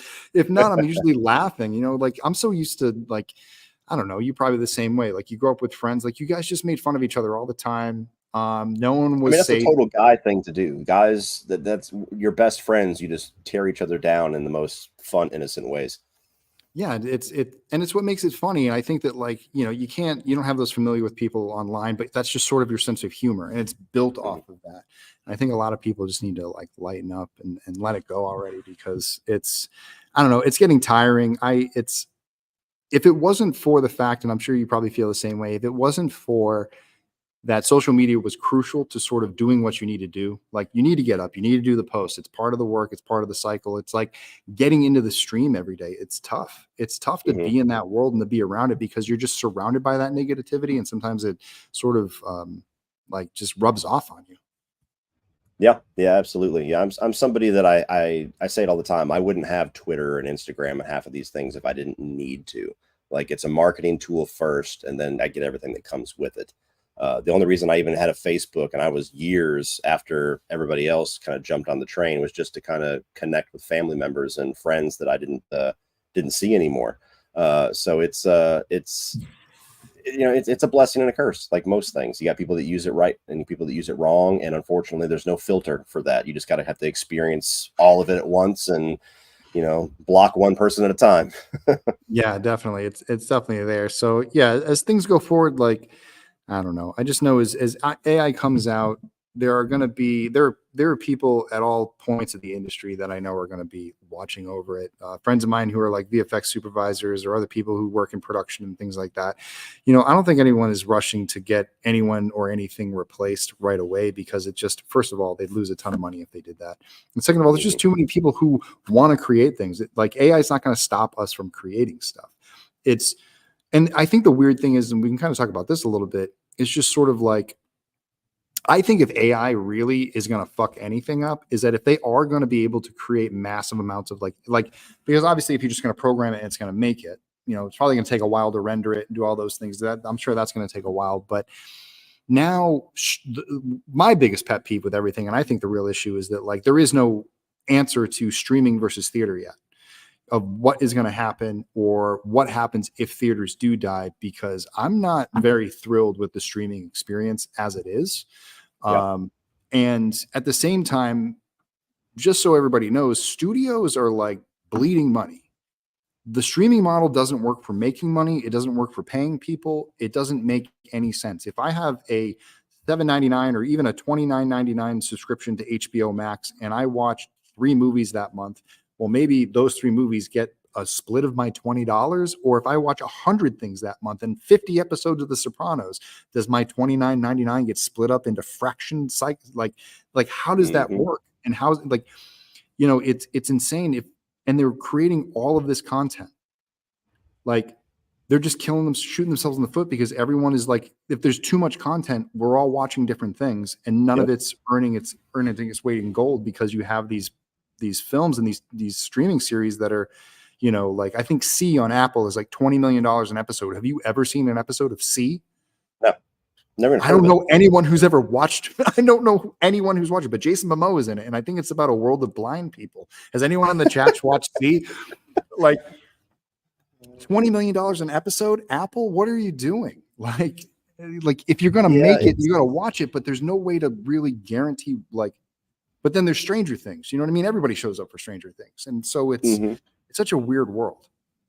Yeah, it's been weird. It's like, and COVID unfortunately just extrapolated all of it, where there was, for the longest time, they were trying to figure out how to reverse engineer the cable model. You had Netflix that did it first, and all of a sudden everybody's like, oh wow, we can just do this. We can just have our own original content, and we can have our stuff. And then COVID hits, and suddenly you got HBO, where they're like, you don't have to go to the theaters. You can watch it brand new today. And that blew up in their face. And you even have still some weird stuff where you'll have like Netflix pay $400 million to get the rights for Knives Out 2 and 3, and then they don't even do a theatrical release. And it's just like, how is this profitable? Like, I'm not an expert, but that doesn't seem like that computes. And there's so many things like that where, and you hear a lot of it from like the actor strike and everything, where they're supposed to get points and they're supposed to get back end deals. And they're like, how do you even tell me how much this movie made if it only went to HBO Max? Like, what data computes that? Like you said, is it 1% of everybody's subscription? Is it $1 for every view? Like, how are we doing this? And it just seemed like they tried to run before they could crawl with that. It was just the new exciting thing. They thought that's where everybody was going. They figured they could probably go there, keep all the money, and the theaters can just suck it on their 50% take or whatever it is. And they realized very quickly that, too much content, and you'll burn people out. You'll make them lose faith in your properties. I mean, Star Wars and Marvel, perfect example of that. Everybody's just like, I'm done. I'm tired. Stop. And you'll have so many different shows getting released to where it's impossible to even keep track of what the hell's coming out, let alone watch it. I mean, I've never fucking heard of that show in my life. And $29 million an episode. Okay. And then the ad model that they're really sneakily trying to get back to, where the appeal of streaming was no ads and cutting the cable, and now slowly it's just a more expensive, more complicated version of cable, only you get to choose what's on instead of being dictated, where we're all having that water cooler conversation because everybody's watching Lost because only Lost is on tonight. Yeah. I miss, and I've been saying like that's what I miss. I think that like that advent of like things being an event, that everyone had to show up at this time. Like even the DVR didn't quite kill it because people didn't want to be the person who didn't see it the next day. But now it's not just the person who saw the first episode. You have to watch the whole season. You know, luckily Hulu still does 1 week at a time. HBO still does. Like I've been watching like Tokyo Vice and Shogun and like different things. So I get that weekly thing, but there's so much stuff to watch that really, like, if you know you go into the office, there only used to be like only so many things to watch, and usually everybody in the office was watching the same thing. Now everybody's just watching something different. There's almost nothing to talk about. It's really sort of there, like, and I assume like you're the same generation. Like I assume you don't want to see theaters go away. Oh, never. I don't really have confidence that they are, but I hope I'm just that's not just my optimism. But yeah, I don't want to live in a world where I have to watch everything at home, because perfect example. I mean, we just got the Roadhouse remake yesterday. You know, not saying it's a great movie or whatever, but I know however amount I liked it, I would have enjoyed it at least half a star more if I got to see it in the theater with a bunch of rowdy action fans. And you can't replace that at home. You know, you can't replace the investment of I'm going to spend money, drive to the theater, put my fucking phone away, hopefully, unless you're an asshole, watch the movie and actually stay for the whole thing uninterrupted because I've invested this time and money, versus at home. I mean, how easy it is to click on something, 5 minutes, you're not into it, click off, or you're walking around making dinner, or you're on your cell phone and you're barely absorbing what's going on. I mean, we're all guilty of it. And as soon as the theaters go away, that's the only way you're consuming media. And that's actually the way it's already been reported that a lot of these places like Apple and Netflix and everything are actually structuring their movies. They're appealing to the people that are using it for background noise. Have something exciting happen every 15 minutes to get them off their phone and keep them watching just enough interest to not click off and then stop there. And that's the future. And I don't want that future. Yeah, but it doesn't seem that I mean, the theaters really aren't saving themselves, really. Like the big theater model is really dying. The sort of the policing of theater, like I hear nothing but horror stories. Like I've never really been in a bad theater where it's like I've been like I can't watch the movie because it's that bad with people inside of it. I've seen people take out phones here and there, but nothing. Like I hear horror stories, and it seems to be happening more often than I've ever experienced. Like, how about you? Where you're at? Is it bad? Can you get to a theater that's worth going to? Luckily, especially given the amount of times I go to the theater in a year, the vast majority of my experiences are good. I don't really typically have too many bad ones. At worst, most of them, maybe somebody pulls out a cell phone and I get annoyed for a second. But I have had some where somebody's on their phone the entire movie. I've had one. I was in Black Panther Wakanda Forever 2 years ago. No lie. Dude to my right answers his phone twice. Full conversation, not even like under your, like, hey, what's going on? Just like, hey, what's up? Yeah, I'm in Wakanda. And I'm like, dude, you fucking kidding me? And I'm using all of my energy to not like react to this. And then to my left, you have a woman that brought her kid to, you know, I understand it's a Marvel movie, but that's like the least kid friendly Marvel movie. It's just all deep emotion and death. And I could see a kid not being into it. And he wasn't. He's flailing in his seat and moving around. And her solution was to give him her phone and let him play video games with the sound on. Oh. And so now I got stupid in stereo. And so I had that. I've had some where you just get the really chatty couple that likes to narrate everything that's on screen. Like that's about the extent that I've had, which is bad enough for me. Like that's enough for me to at least move seats, which I have done. Not enough to like leave, but yeah, I did a video. It was either last year or the year before, talking about some ideas that theaters need to have to to rejuvenate the experience, because it's been the same experience since like what, the 70s, the 80s. I mean, it's the same shit behind the concession stand, and you go to see something like, I don't know if you've ever been to Alamo Drafthouse. Oh yeah, I was about to say that. I'm like, now I think the solution is just basically model everything after Alamo. Dude, I'm telling you, I went there whenever I experienced Fantastic Fest for the first time, and I was like, this is my mecca. Like, what, you can't talk and they'll throw you the fuck out if you do. Yeah. You get actual restaurant quality food. You can, like, there's somebody in the theater the whole time. If somebody's being a dick, you actually have somebody to notate without having to get up and go to the front and miss half the movie. Like, that's awesome. And just simple things. And it's going to require theaters to hire a few more people, which is probably why they don't want to do it. They don't want to have enough crew to have somebody, you know, policing each individual theater. But you got to do something. You got to have more than just popcorn and drinks and candy that costs $35. And you got to up the experience a little bit. Like, I'm fine with it. I'm going to go. But those of us that aren't psychos like me, that just want to live at the theater half the damn time, they need more motivation to go out beyond the giant Marvel movies that come out, that get everybody to come out. And they've got to start innovating with that. Yeah, I'm definitely like a 2 p.m. midweek movie guy. Like, when I can do it, like, I'm like, I'm going to go when no one else is there. I love being in the theater when, like, there's just no one else. Yeah. Feet up on the seat. You know what I mean? Like, that's usually like when I kind of rock it out, you know, in between days, off days, or like I always try to find like the least populated screening, I think, most of the time. I do miss that. But yeah, I think that, like, unfortunately with the future generations, they're not brought up in that, because we grew up like going to the movie theater was sort of like, it was the escape when we were kids, because we got out of the house, we were driving, you know, we were probably driving, we needed a place to go. We wanted to go to the movie theater. I don't even think kids really go out anymore. Everyone's just on their phones.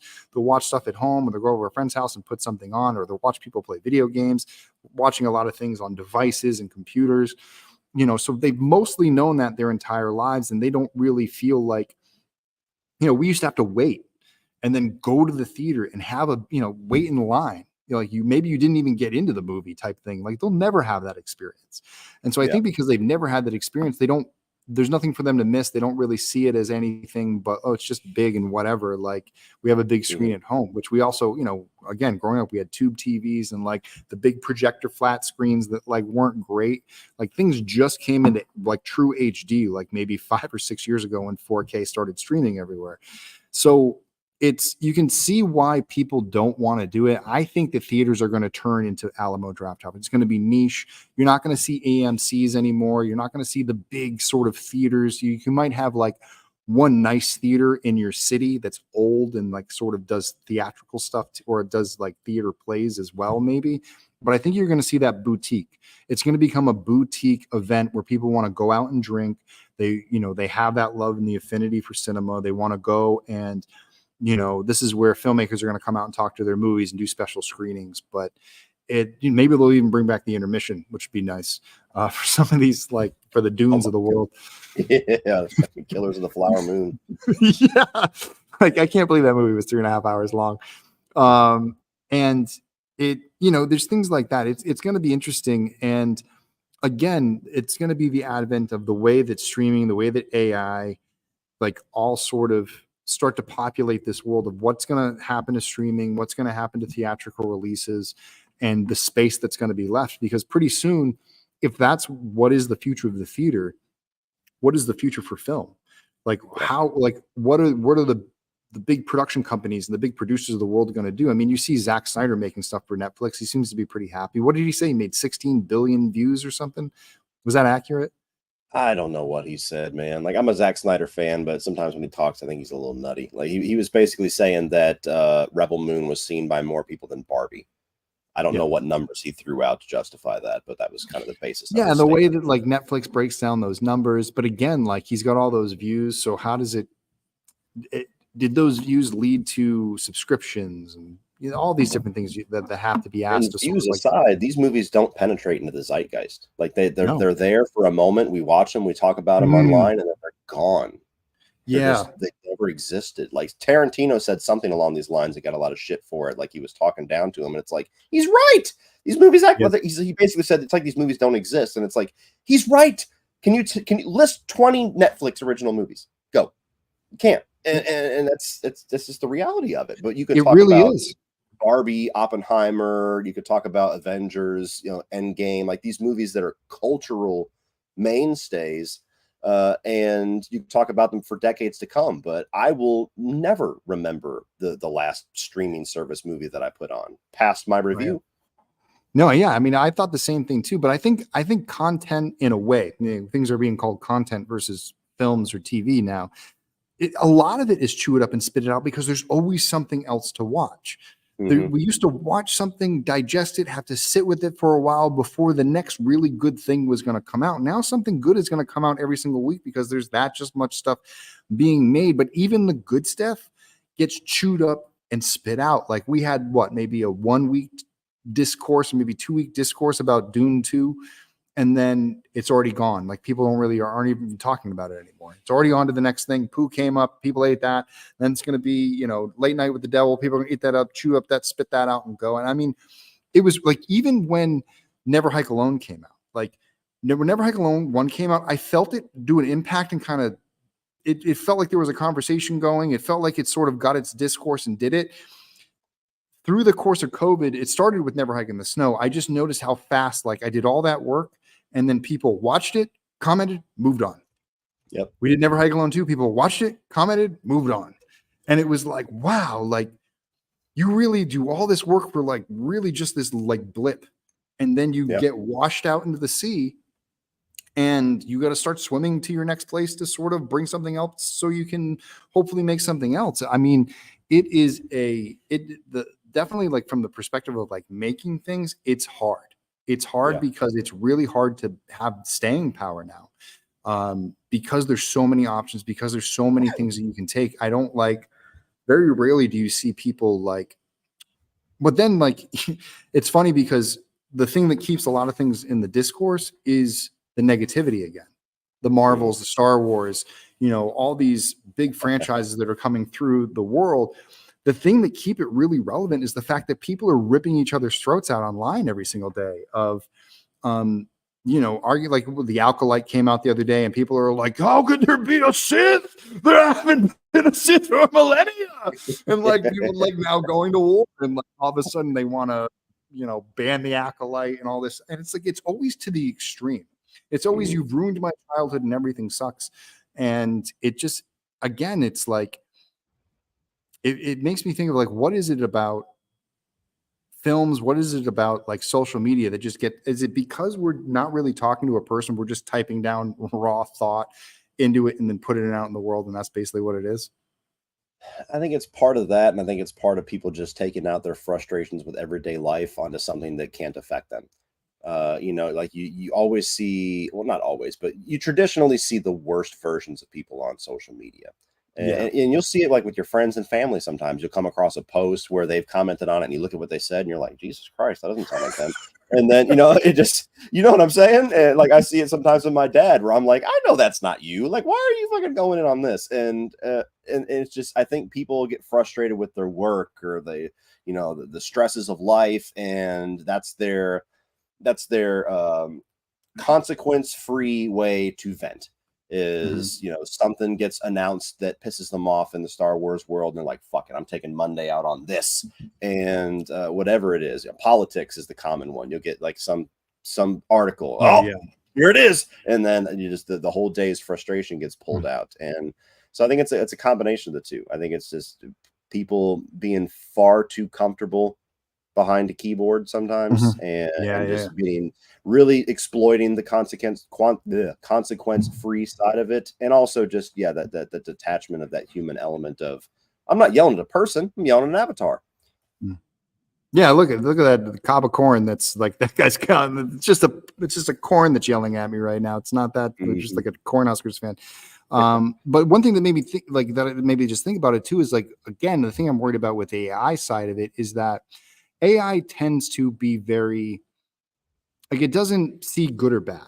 It doesn't see positive or negative. It just sees what are people engaging with. And so I will do that. And so what I think what's happening, another issue is that as you're seeing journalism being taken, I mean, people are going to start leaving it up to reviews to be written by AI because they're going to culminate what you said and what everyone else said and build things like that. And then all of a sudden articles are going to come out, basically copying other articles because they don't want to pay, writers anymore. You're seeing a lot of tabloids doing that. You're seeing a lot of industry media using AI to generate. I mean, I think there was something written the other day that was like completely way out. Like you could tell it was written by AI. And so it's happening. But what's going to happen is again, because this is the thing that draws us to it, that people really need to watch out, especially in politics. I'm talking about entertainment right now, but especially in politics, is that those news articles are made to make you angry. They are written in a specific way. Reads. And then they make a complete, they decide what the article is about just by reading the headline, and then they get into the comments, and then it's just war, war, war, war, war. But that's exactly what it's designed to do. You're falling right into the trap. And that was the one thing that, like, because when I was in school, before I got into film, I was actually in journalism. This was one of the scariest things that I learned. It was about this tactic, about the way that there's almost this I don't think I can remember the exact word for it, but it's something double speak or something like that, where you're just basically baiting people into getting angry. And it happens with everything, because again, the only thing that these websites and the bots and all this stuff want is traffic. Yep. How they get, it's like Nightcrawler. Like you've obviously seen this, correct? Yes. Yeah. It's the Nightcrawler syndrome about you. If it bleeds, it leads. Well, the blood on social media is the negative energy, like that goop underneath the city in Ghostbusters 2. It's like if they made Ghostbusters 2 today, New York would explode. if that goop got into the servers at X Twitter, I think that the entire planet would explode. It would expand so fast. It really is that. And I think that there's, if anything, it's like that what needs to be regulated. That's what I'm more scared of than somebody making a couple of like art pieces for a movie because they couldn't afford an artist. You know what I mean? Yeah. I don't think anybody really wants to work with AI art. I know I don't. I'd rather work with an artist that I can talk to and say, here's what I want. Can you go create that? Versus like typing it in and then getting some weird thing with 5 hands and then be like, could you not make it with 5 hands? So they make it with 6. It's like, you smart ass.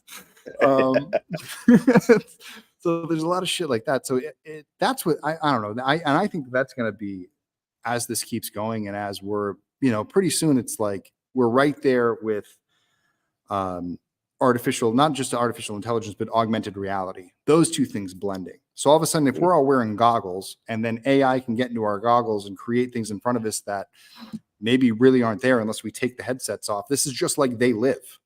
Yeah. We're basically creating our own They Live scenario in which we could be hacked and not know it.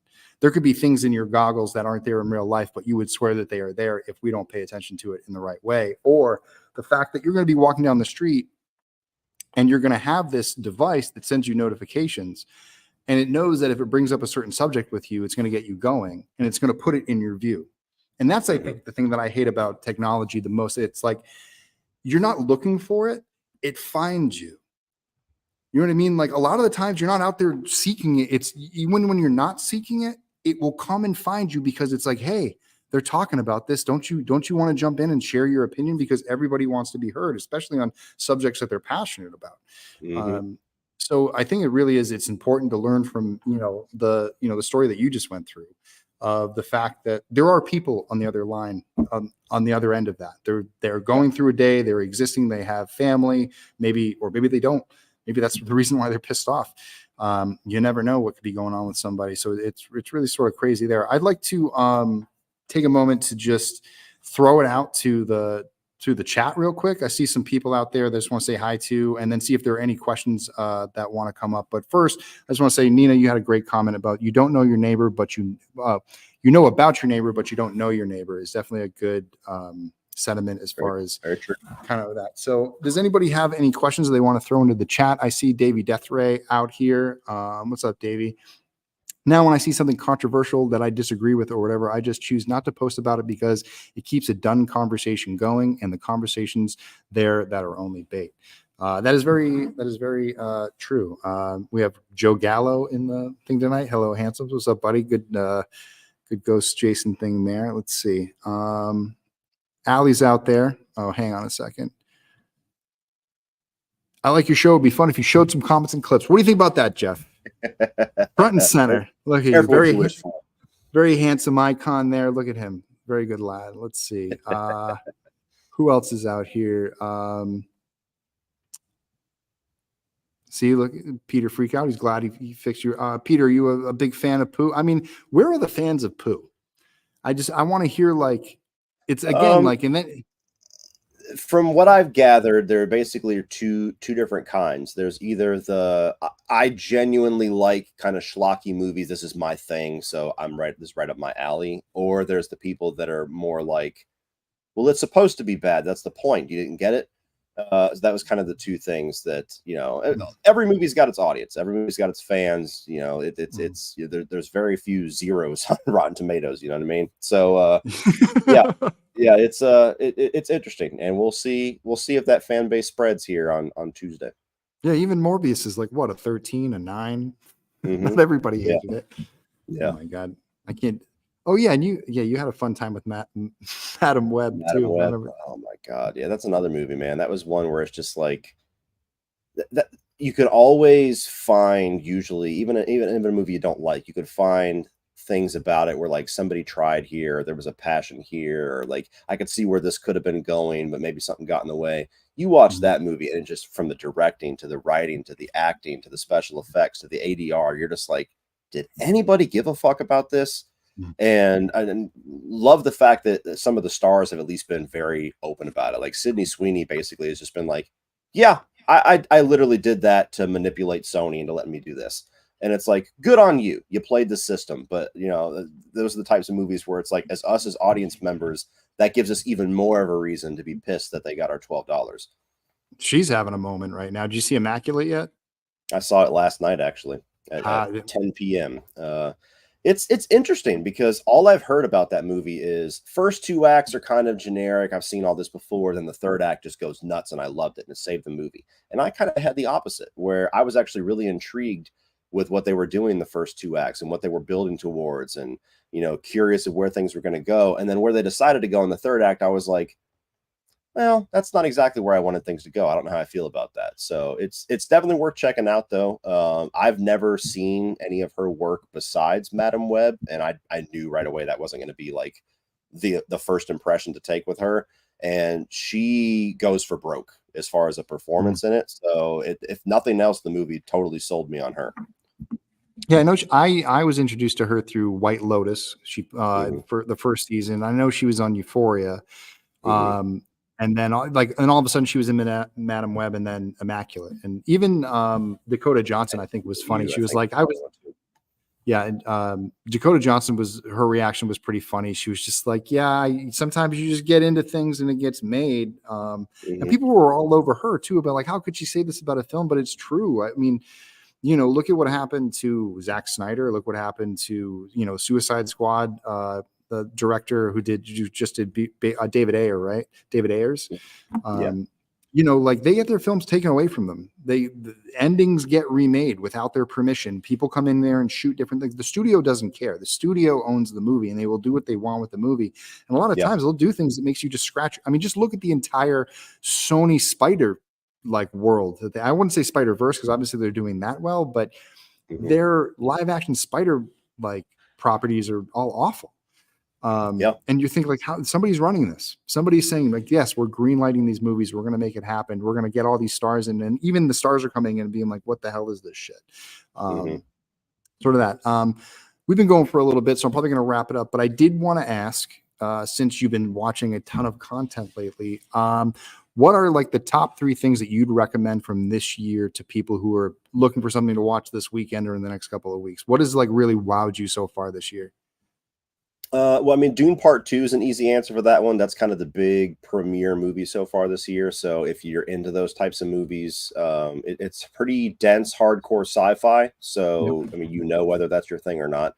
As far as there's a lot coming out this weekend. I mean, Late Night with the Devil, Immaculate, Roadhouse, Ghostbusters are all coming out.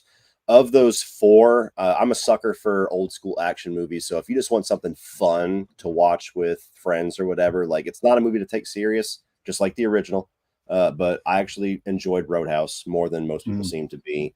And then beyond that, what the hell else have I watched? I'm hearing a lot of good things about Love Lies Bleeding, but I have not had a chance to check it out yet. Oh yeah, that does look really good. Yeah, I've heard a lot of interesting things about that one. Well, the other one I would say Immaculate. Immaculate's something that's going to cause a lot of conversation, especially the third act. So that's one, if you want to be a part of the conversation, I would check that out before it leaves theaters. So is that this year's Talk to Me?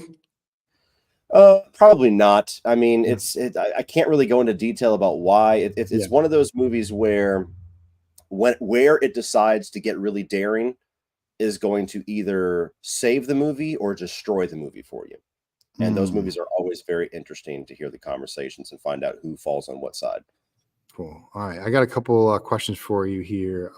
Jeepers Creepers Reborn or Pooh, Blood and Honey? What's worse? Oh, wow, man. I really I think I gave them both the same exact score. I wouldn't want to rewatch either one of them, but I think Jeepers Creepers Reborn is easier to try to like force yourself to have a so bad that it's good experience with. Like if you get a couple of rowdy friends together and you just watch it and kind of riff on how bad the green screen is and all the goofy lines, like there's more potential for that, unfortunately, because Pooh, Blood and Honey takes itself so dead serious that I can't see myself having a so bad that it's good experience with that because it's just not it's not fun either. Yeah, that's cool. You got a request here. They want you to review Kill List when you get a moment. So just add that to is that on the docket or?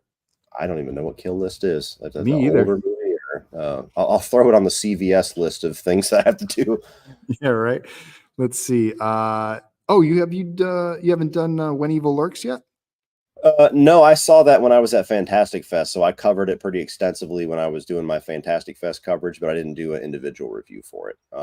Too much time has passed for me to really do that now, but I felt like I had said everything I needed to say about it, so I didn't. Yeah, so and that's still on the channel if he wants to go watch. Yeah, just look at ranking all like 24 or 25 movies I saw at Fantastic Fest. It was from like last September, October. I just got back from Frozen Empire Ghostbusters movie. These stupid kids were talking the whole time and talking about the trailers, then started playing on their phones. Well, that sucks. Did you get to see Frozen Empire yet? Yeah, I actually saw it yesterday, and then I dropped my kids off and then went back for Immaculate. I was disappointed in it. I'm one of the people that really liked Afterlife. That seemed to be a divisive movie. You either really liked it or you thought it was too reliant on the original film. I don't know where you land on that one, but I really dug the last one. This one, the nostalgia bugged me because all of it felt like it didn't have a purpose. Like it's just like, remember Slimer? Remember the Stay Puft? Remember Peck? Remember the Dickless line? And the movie has about 13 different plot lines and 14 different characters, and it's just too much shit. So a couple of my friends have really enjoyed it, so it seems to be a movie where people are divided on it. I was disappointed in it. All right, let's see what Mitch says here. Question: have an AI or Tommy Wiseau write the horror film Rictus, in which a mad plastic surgeon kidnaps people to make a homogenous society. That's a question that we're gonna have Tommy Wiseau work with? Like, would we have Tommy Wiseau work with have an AI or Tommy Wiseau write that? Okay, what do you think? I guess Tommy Wiseau. Yeah, I mean, I think Tommy Wiseau would bring something real wild to it. I mean, well, hi, surgeon. Let's see. Scrolling down. Let's see any more things. All right, we got a super chat. If you want to watch true horror, watch. All right, he's all about it. He's coming after you. Yeah, you're working hard to sell me on this. I'm going to have to look up what Kill List is. Right. Let me see some most anticipated out there. Abigail, Tarot, The Fall Guy. I'm looking forward to The Fall Guy, Borderlands, Godzilla times Kong. There's a lot of good stuff coming out this year. I've been mostly watching TV lately. I noticed I'm watching like every Asian like show. I'm watching Tokyo Vice, Warrior. What else am I watching? Shogun. Everything I'm watching has subtitles. Like, there's not literally one show I'm watching right now that isn't like 90% subtitles. And I'm like, what? And you have to pay attention to those. And my favorite movie so far this year is Godzilla -1. So it's like, or I don't know if that was at the end of last year or whatever, but either way, it's just hilarious. I'm like, man, I think I know where my tastes are. Like, if it's got English language in it, I'm not going to watch it anymore. I got to read my movies from now on. That's where I'm going at. Did you do any reactions or what are your feelings on the Romulus trailer? Oh, I loved it. I didn't do a reaction to it, but to me, that harkens back to old school movie marketing, where it's just like, here's the tone, here's the atmosphere, here's a tiny little taste of what's coming, and that's all you get. See at the theater, and I love that. I mean, it is a teaser by definition, but I love that I didn't get any plot, I didn't get characters, I didn't see shit from the third act, seemingly. Mhm. It was just like quick little pitch, like here's aliens coming back, and it solidified for me that Fede is definitely the guy to do this. Oh yeah, totally. I mean, he's definitely earned his place, more than Mhm. earned his place. I think if they just keep feeding him things, he's just going to keep popping out good stuff. I wish, again, another filmmaker to bring up for like who could take over Friday the 13th. He'd be fucking awesome at that shit if it ever goes to the theater. I'd love to see someone like him kind of take that on. Let me see. There was another good. The other big trailer got released this week was Beetlejuice. Did you have a similar reaction, or where were you at with that one? I'm not nearly as high on Beetlejuice as a property, so I didn't have quite the reaction, but it was a cool little teaser. I mean, I kind of, my first reaction when they started doing the Deo song, I was like, are we really doing the slowed down version of the Pop of the Song trope? But then I'm like, oh, but it's okay. It ties into the original film, and then it showed the girls singing it, so clearly that's going to be a piece of the movie. So a little different, but I liked how restricted it was, where it didn't, go nuts and show all the best parts of the movie. It just, the juice is loose, and I'm like, there you go. That's all you got to say. Just Which is kind of that is pretty funny. I was like, oh my god, I don't know. You had to grow up in the O.J. Simpson era, I think, just to like really appreciate that. But yeah, Cool. I'm not a big Tim Burton guy, but the original Beetlejuice is one of the few movies of his that I do like. So I'm a little excited for this one. I hope that it's one of those long delayed sequels that actually delivers, and not one that you watch and you're like, yeah, this should have been made back in like 2002. Yeah, that would be nice. I mean, I'm still holding out for Ace Ventura 3. I think that's like the long-awaited sequel that I like. Jim Carrey's like, I need the golden script to like bring me out of retirement. I'm like, you need to do Ace Ventura 3, my friend. You need to figure that out. You need to bring that into the world. Old wise Ace would be, I think, the greatest comeback sequel of all time if they're doing all these characters. I'm a big fan of Beetlejuice. I'm excited for that. Excited for Romulus. Excited. Are you excited for Godzilla and Kong coming up? No, I'm really not a kaiju guy. I did really enjoy Godzilla -1, but yeah, kaiju movies in general don't do much for me, and I haven't enjoyed any of these recent string of movies, and this one seems like it's going for broke, like ultimate stupid. So maybe I'll like it for that, but you got hand cannons on Kong, and they're like high-fiving and running, and I'm just like, okay, like you're leaning full stupid. I hope you deliver. They're going full late tier Showa, really. I mean, it's like it's him high-fiving Jet Jaguar and jumping on his tail. Like if he needs to, like if they're gonna do it, like just go full boat. Like he's got to slide on his tail. He's got to do the jump. The little like, if they do that, I mean, fine, lean into it and go. I think for me, it's so crazy because that franchise has gone from what Gareth Edwards did, which was so. I mean, I remember when they were doing like a lot of the press for that film, he was talking about, no, we talked to the army about what would you do if a kaiju came out of the sea? How would you form around this? And it's turned into like literally like we have a submarine that can fly that comes out and like like they've just made a robot Godzilla that nobody knows about. Yeah, and you can tunnel through the earth, and there's like weird portals between, like because there's like the MonsterVerse show and this and two, and like I think it really hit like peak stupidity in Godzilla versus Kong, the first one. There was a lot of like, oh my god, this is kind of tough to watch. Like they're making it they're dumbing it down. I mean, it's very much for kids, you know what I mean? So you got to realize we're not the core audience anymore, I guess. But I think with that in mind, as long as Godzilla beat him in the last one, for me as a Godzilla fan, I've just been waiting since I watched the first Godzilla versus Kong where they make him lose to him. I've been like, Godzilla needs needs revenge here. I need to have that in my life, and we got it. And so now I can watch it with a little bit more grain of sand. That's another fun. Honestly, I got to give it to the Godzilla weirdos out there who talk about Godzilla all the time. I love the groups that I'm in. The Godzilla versus Kong fans are hilarious. Yeah. Like the back and forth, the memes, like they actually got it down. like I laugh my ass off all the time in those chat forums, just making fun of each other just to make fun of each other, not even like really mad. It's really, really good. It's the same way. I think you and I were a part of it not too long ago. It's the same way whenever that conversation gets drudged back up, like who really won Freddy versus Jason? And I'm like, oh, let me explain. And it's just always fun because you just realize how stupid it is, and you just lead into it. I'm like, per the dream powers, and and you get all logical and shit with it, and you have fun with it, hopefully. That's funny. Oh, Joe got mad because I called the film stupid. There's a Happy Gilmore 2 in development. How are they going to make it without Chubbs? Well, he's dead. Yeah, I know. How are they going to make it without him? Oh, yeah, he did. But I mean, I guess, but he's still a ghost. Yeah, that's true. He still needs to be there. I saw something like that on TikTok. I think it was Christopher McDonald that was getting interviewed, and he said that Adam had contacted him not too long ago and said, hey, man, like we just finished draft 1. So that scares me.